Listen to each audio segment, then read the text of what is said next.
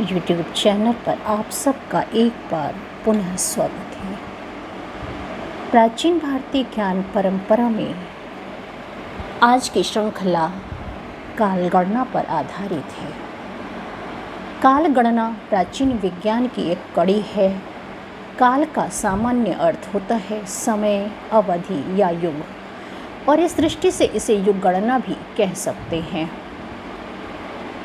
प्राचीन युग, मनवंतर, कल्प, ब्रह्मा की आयु, ब्रह्मांड की उत्पत्ति, प्रलय आदि से संबंधित गणनाएं यह प्रमाण प्रस्तुत करती हैं कि प्राचीन भारतीय कभी भी काल गणना या पुराने इतिहास के प्रति उदासीन नहीं थे।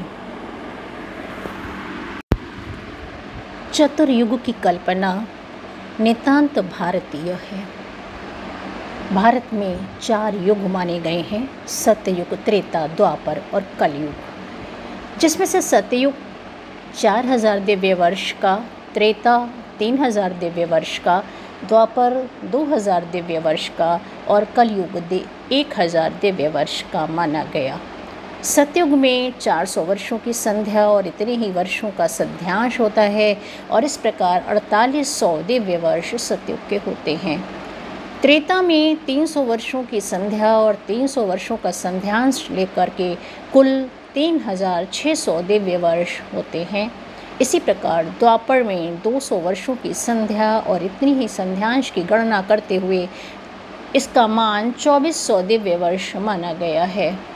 कलयुग 1000 दिव्य वर्ष का है, जिसमें 100 वर्षों की संध्या और 100 वर्षों के संध्यांश की कल्पना कर कलयुग का कुल मान 1200 वर्ष बताया गया है। इस प्रकार 12000 दिव्य वर्षों का एक चतुर्युग होता है। ब्रह्मा के एक दिन में 14 मनु होते हैं।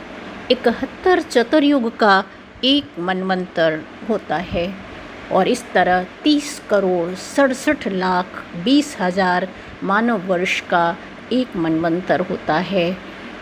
8,52,000 दिव्य वर्ष का एक मनवंतर दिव्य वर्ष में गणना करने पर होगा।